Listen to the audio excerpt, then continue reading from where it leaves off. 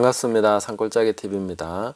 오늘은 누가복음 16장 19절부터 31절에 예수님께서 부자와 거지 나사로에 대해서 말씀하신 이 대목을 가지고 내세와 관련해서 우리가 필요한 영적인 지식들을 한 7가지 정도 정리해 보도록 하겠습니다.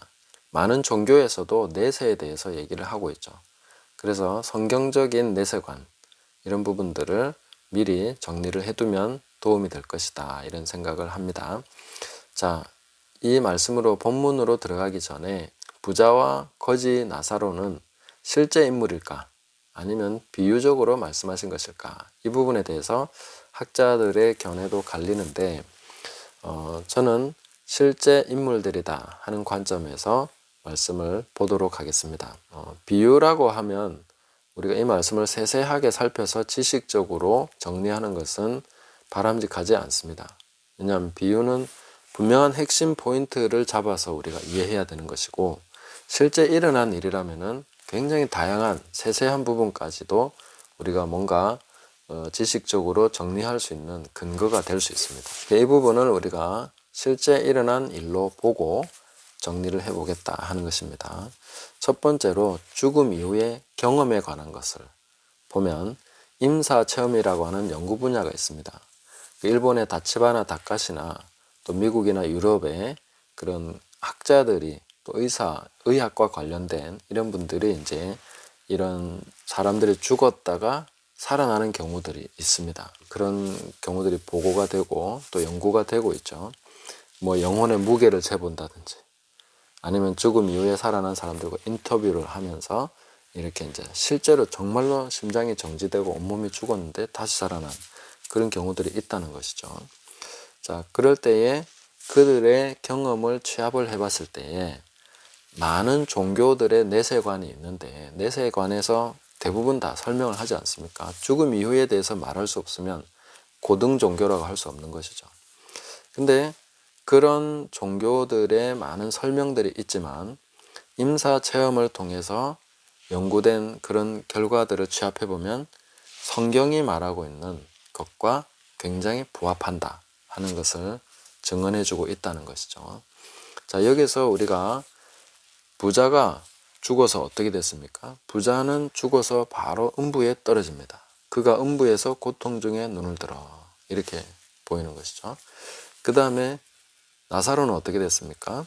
22절에 보시면 이에 그 거지가 죽어 천사들에게 받들려 아브라함의 품에 들어가고 천사들에게 받들려서 아브라함 품에 들어가는 이런 거죠.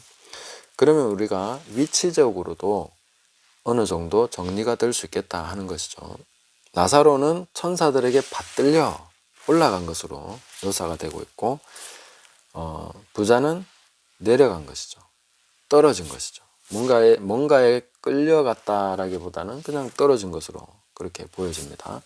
그래서 구약에서도 다단과 아비람, 고라의 무리들이 이제 모세에게 반역했을 때 어떤 일이 일어났습니까? 그냥 땅이 입을 벌려서 그들을 삼켜버렸죠. 음부에 바로 떨어진 것입니다. 그러니까 이 부분에 대해서 우리는 음부는 아래쪽에 있고 지하에 있고 낙원은 위쪽에 있구나. 이걸 알 수 있는 거죠. 스데반도 돌에 맞아서 순교하는 그 순간에 눈을 들어서 바라본 것은 밑으로 본 것은 아닙니다.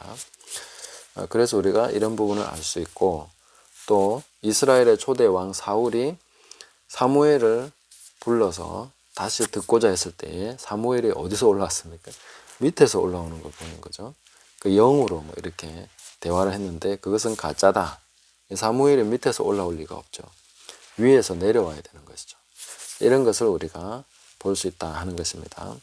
그래서 이 낙원과 음부 이 부분에 대해서 한번 정리를 해봤고 또 낙원과 음부가 천국과 지옥과 동일한 것이냐 그것은 동일한 것은 아니나 같은 맥락에 있다 이렇게 보시면 되겠습니다.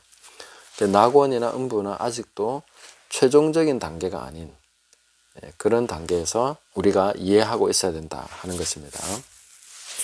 자, 그 다음에 두 번째로 살펴볼 것은 음부에서는 어떤 요구도 들어지지 않습니다. 부자가 손가락에 물을 찍어 가지고 내 혀를 서늘하게 해주십시오. 그것조차 무시당하죠. 그리고 나사로를 보내가지고 좀 내 형제들에게 증언하게 해주십시오 하는 그런 요구도 묵살됩니다. 왜냐하면은 불필요하고 되지 않는 요구이기 때문에, 그렇게 해봐야 아무 소용이 없는 거기 때문에. 그래서 음부에서는 지식이 상당히 제한적이고 부족하다 하는 것을 알 수 있고, 지혜가 현저하게 축소되어 있구나 하는 것을 알 수 있고, 그럼 낙원에서는 왜 나사로는 아무것도 구하지 않을까요? 나사로는 그냥 평안하게 가만히 있는 거예요. 부자처럼 그런 식으로 막 구하고 그런 게 없습니다. 왜냐하면 모든 것이 충만하기 때문이기도 하겠지만, 지혜가 확장되고 지식이 확장됐기 때문에 그런 요구가 불필요하고 되지 않을 것이라는 것도 이해하고 있는 것이죠. 그래서 우리가 기도할 때에 이런 되지 않을 요구를 부자처럼 계속하는 이런 기도는 사실 천국에 부합하는 기도가 아니다. 그래서 정욕으로 쓰려고 잘못 구하는 것은 응답되지 않는다는 것을 우리가 알고 있는 것이죠. 이런 부분도 우리가 지식으로 정리해 두는 것이 필요하겠다 하는 것입니다. 그래서 하나님 앞에 기도는 지혜와 지식이 확장되는 가운데 정말로 그 나라와 그의 의를 구하면 이 모든 것은 더해진다는 것을 확실하게 이해하고 깨닫는 가운데 기도하는 것이 필요합니다. 그러면 기도에 우리가 많은 부분에서 불필요한 기도는 사라지고 정말로 필요한 기도, 하나님께서 원하시는 그 기도만 우리가 드려지게 되겠죠. 이렇게 기도도 배워가야 되겠다 하는 것입니다. 그리고 세 번째로 우리가 볼 것은 음부에서는 지상으로 가는 것이 불가능하다. 그러나 낙원에서는 지상에 갈 수 있는 여지는 있다 하는 것을 우리가 이 본문을 통해서 볼 수가 있습니다.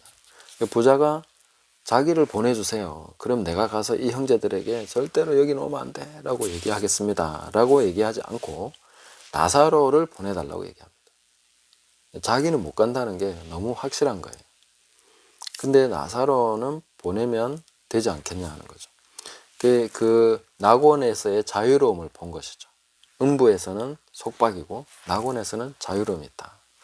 그래서 음부에 들어갈 사람이 음부에 떨어져서 다시 나온 경우는 없다. 그런 간증은 우리가 전부 다 가짜다 이렇게 볼 수 있겠죠. 그러나 낙원에서는 파송돼서 내려올 수도 있는데, 그러나 낙원에서 온 사람이라고 해서 뭔가 회개하도록 그렇게 할 수는 없다. 그러나 사도 바울도 낙원에 끌려갔다가 말할 수 없는 그런 메시지를 듣고 온 것이죠. 뭔가 메시지를 전해주기 위해서 오는 것은 맞습니다. 그러나 궁극의 회개는 하나님의 말씀, 기록된 말씀으로 충분하다 하는 것을 얘기해주고 있는 것이죠. 이런 부분도 정리해두면 우리가 향후에 일어나게 되는 많은 그런 간증들, 내세에 대한 간증들이 있겠죠. 그런 부분에 대해서 이 누가복음 16장 19절에서 31절 이 말씀은 우리가 정확하게 그 간증들을 평가해 볼 수 있는, 판단해 볼 수 있는 근거 자료가 된다.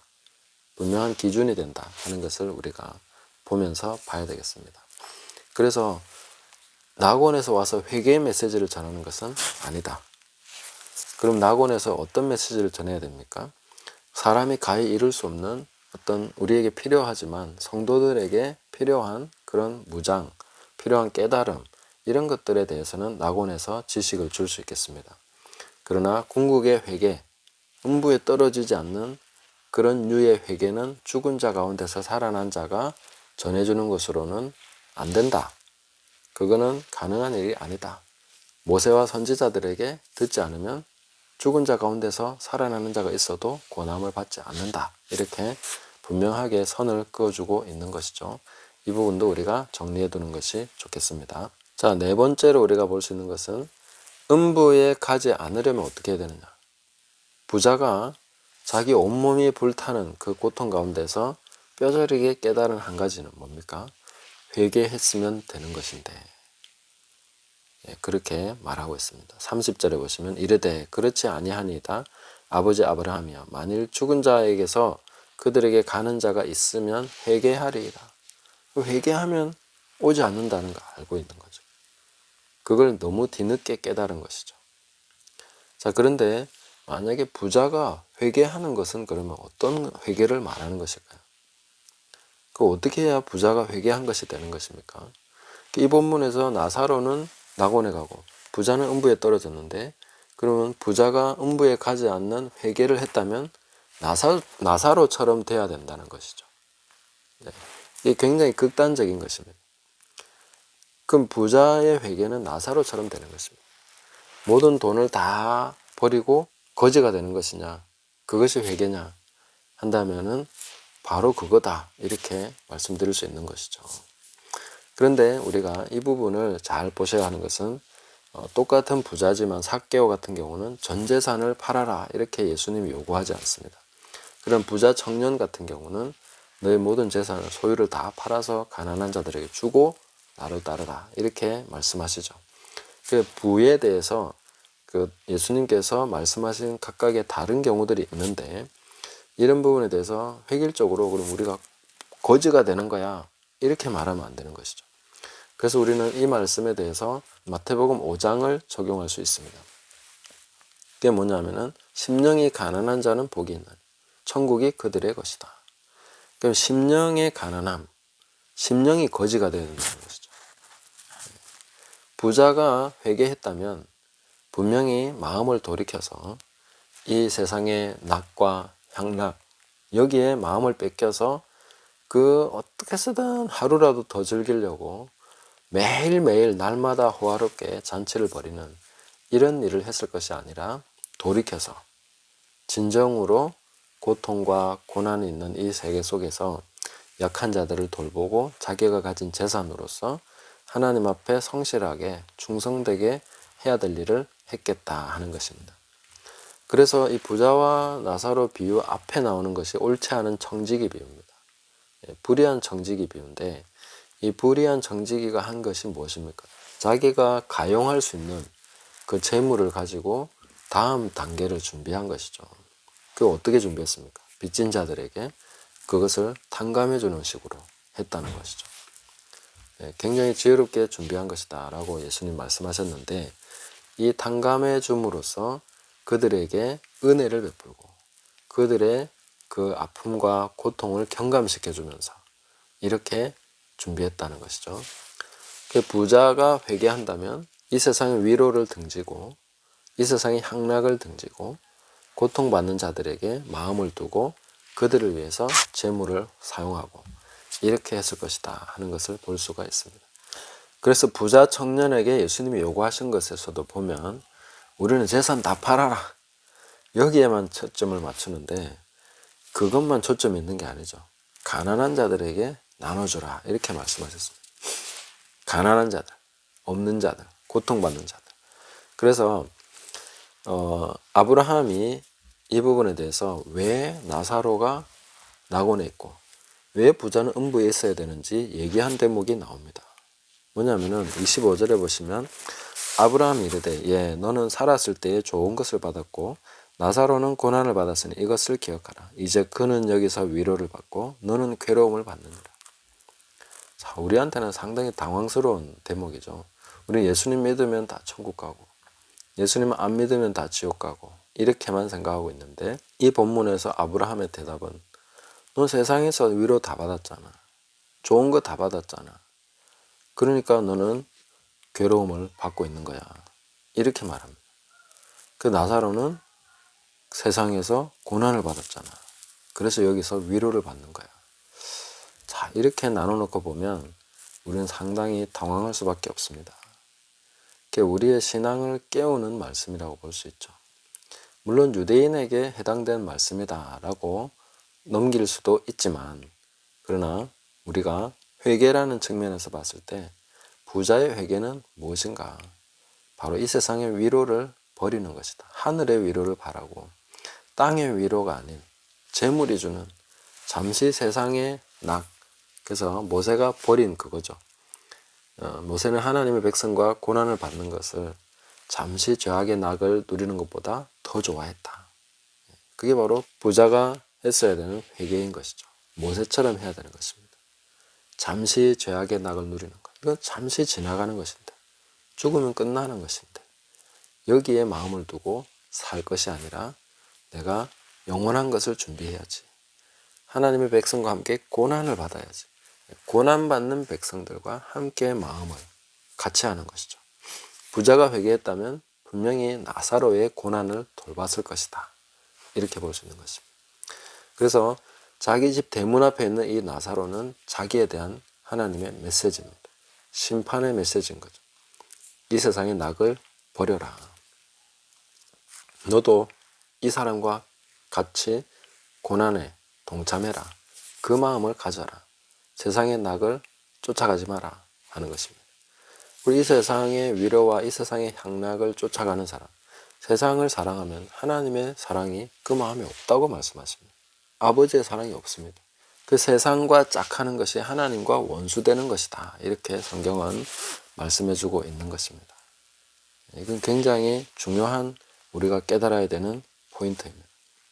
그래서 음부에 가지 않는 유일한 방법은 회개인데, 회개가 뭐냐 하는 것을 이 본문을 통해서 우리가 정리를 해두는 것이 필요하겠다 하는 것입니다.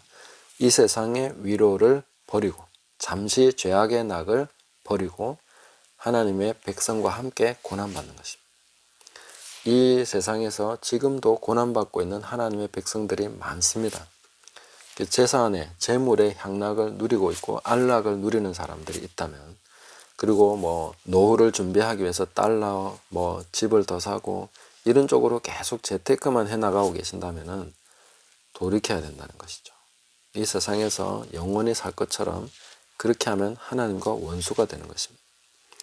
하나님 그것으로부터 돌이켜 회개해서 하나님의 백성, 고난받는 백성들, 지금도 지하교회 순교당하고 고난받고 있는 수많은 하나님의 백성들이 있습니다. 그들과 함께 고난받는 것을 잠시 죄악의 낙을 누리는 것보다 더 좋아해야 됩니다. 그것을 먼저 구해야 된다 하는 것을 말씀해 주고 있는 것이죠. 자, 우리가 다섯 번째로 볼 것은 그러면 어떻게 회개하느냐 하는 것이죠. 죽은 자 가운데서 살아나는 자가 있어도 회개하지 않을 것이다. 고난을 받지 않을 것이다. 이렇게 말했는데, 그럼 진정한 회개는 무엇을 통해서 된다는 것입니까? 모세와 선지자들에게 들어야 된다는 것이죠. 그들에게 모세와 선지자가 있다. 그러면 그들에게 들을지니라. 이렇게 말씀하셨습니다. 모세와 선지자는 구약 성경을 대변하는 표현이죠. 그래서 이 하나님의 말씀이 듣고 그 말씀을 듣고 그대로 회개하면 음부에 가지 않는다는 것이죠. 아주 중요한 진술입니다. 그래서 우리가 에스라서나 느헤미야서나 그런 그 말씀의 내용들을 보면은 회개하는데 무엇을 통해서 회개하느냐는 거죠. 성경 말씀을 읽으면서 우리가 말씀대로 살지 않았구나. 요시야도 성경을 읽는데 자기 옷을 찢으면서 우리가 이 말씀대로 하지 않아서 다 이렇게 당했구나. 역사를 보니까 똑같네. 말씀이 저주한 그대로 우리에게 임했구나. 그런 말씀의 축복이 그대로 임하게 하려면 그 말씀 그대로 우리가 준수하면 되는 거죠. 지키면 된다 하는 것을 깨닫고 개혁이 일어나는 것입니다. 그게 바로 회개인 것이죠. 오늘날 우리는 회개를 하면 계속 뭔가 죄에 대해서 애통하는 것으로만 생각을 합니다. 죄에 대해서 애통만이 회개가 아닙니다. 말씀대로 행함으로 돌아가는 것이죠. 지금까지 말씀을 역행하면서 살아왔는데, 아니면 상관없이 무관하게 살았는데, 이제는 말씀으로 돌아와서 말씀을 행함으로써 회개가 되는 것입니다. 그러면 음부에 가지 않는 것이죠. 그렇게 우리가 회개를 보셔야 되겠습니다. 그래서 보통 회개를 그냥 돌이킨다 여기에만 생각하는데, 돌이키면 어떻게 돌이켜서 그 이후에 어떻게 되느냐는 것이죠. 회개에 합당한 열매를 맺어야 되는 것이죠. 말씀대로 준행하고 살아감으로써 그 열매가 맺히는 것이다 하는 것입니다. 여섯 번째로 볼 것은 지옥의 지식과 천국의 지식의 차이입니다. 그 회개에 대한 다른 관점이 있는 것이죠. 조금 전에도 제가 말씀을 드렸지만, 부자는 회개하리다. 그들이 이곳에 오지 않도록 회개하게 해주세요. 이렇게 요청하는데 메타노에오, 돌이키다 하는 말을 썼습니다. 근데 아브라함은 그렇게 대답하지 않고 모세와 선지자들에게 듣지 아니하면 비록 죽은 자 가운데서 살아나는 자가 있을지라도 권함을 받지 아니하리라. 여기에 대해서 이 부자가 쓴 단어와 다른 의미로서 얘기하고 있습니다. 그 모세와 선지자들에게 권함을 받으면 된다는 것입니다. 그 회개라는 것에 대해서 다른 인식을 가지고 있는 것이죠. 이 부자가 가진 인식은 돌이켜 이곳에만 오지 않게 해달라 하는 그런 류의 회개를 얘기하고 있습니다. 그래서 부자가 가지고 있는 회개에 대한 그런 인식과 아브라함의 인식이 차이가 있는 것을 볼 수 있습니다. 기적적인 요소를 통해서 뭔가 팍 망치로 한 대 맞은 듯이 그렇게 해서 뭔가 이렇게 돌이키는 거, 도저히 이래 살면 안 돼 하고 돌이키는 이런 걸 이제 부자는 생각을 한 것 같습니다. 그러나 아브라함이 얘기하는 관점은 많이 다릅니다. 이게 천국과 지옥의 관점이라고 볼 수 있는 거죠.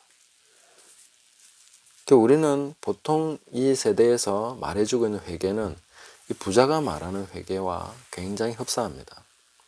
그러나 아브라함은 뭐라고 얘기하고 있습니까? 권함을 받는다. 페이도, 설득한다. 납득한다. 하나님의 말씀에 의해서 납득이 되어야 된다는 거예요. 설득이 돼서 그렇게 살아가는 것입니다. 그게 바로 회개라는 것입니다. 우리는 자꾸 죄 짓고 나서 아이고 잘못했습니다. 막 떼굴떼굴 구르고 그 이후로는 그냥 종교생활하는 이런 식으로 가버리는데 그건 회개라고 볼 수 없는 것이죠. 아브라함의 말은 뭡니까? 말씀에 의해서 설득을 당해야 된다. 우리가 살아가는 모든 삶 속에서 설득당하는 것, 납득당하는 것 이런 식으로 계속 말씀을 통해서 우리 생각과 마음이 바뀌어 나가고 그렇게 함으로써 우리 삶에서 자연스럽게 깨달아지고 적용이 되고 말씀대로 살아가는 그런 것이 계속돼 가야 된다는 것입니다. 아브라함의 대답을 통해서 볼 때는 바로 그것이 진정한 회개가 되는 것이죠. 납득이 돼서 설득이 돼서 계속해서 말씀대로 살아가는 것. 그래서 설득당하고 나면 그대로 할 수밖에 없습니다. 그렇게 우리가 가야 된다는 것이죠. 마지막으로 우리가 봐야 될 것은 너희와 우리 사이에 큰 구렁텅이가 놓여 있어서 여기에서 너희에게 건너가고자 하되 갈 수 없고 거기서 우리에게 건너올 수도 없게 하였느니라. 하나님께서 완전히 이렇게 딱 나눠 놓으셨다 하는 거죠. 서로 왔다 갔다 할 수 없는 그런 식으로 잘라 놓으셨다 하는 것을 말씀해 주고 있습니다. 이거는 극단이죠. 극단. 정말 천국과 지옥, 음부와 낙원 이렇게 완전한 극단으로 나누어집니다. 이런 판결이 뭐 애매한 부분이 있겠습니까?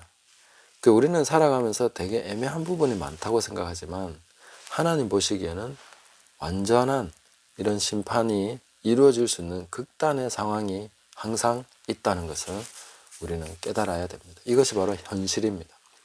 우리는 회색지대, 어중간한 지대 있을 거라고 생각하는 거죠.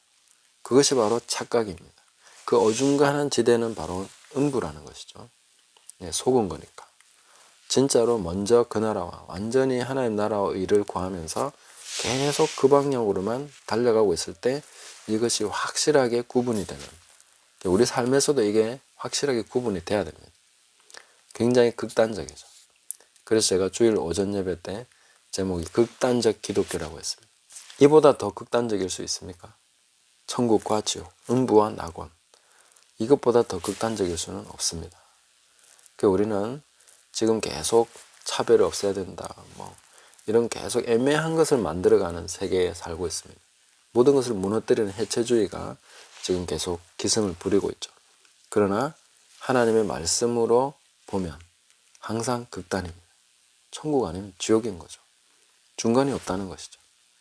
이런 부분에 대해서 우리가 분명하게 깨닫고 우리 삶에 있어서도 이 극단의 선택이 항상 있다는 것을 봐야 됩니다. 내 선택이 음부냐 낙원이냐 이렇게 구분이 되는 것입니다. 자, 오늘은 좀 지식적인 부분을 정리해 봤습니다. 이 부분을 또 말씀을 통해서 보시고 또 궁금한 거 있으면 댓글을 남기시고 또 다른 견해가 있으셔도 댓글을 통해서 함께 토론할 수 있는 그런 시간 되면 좋겠습니다. 감사합니다.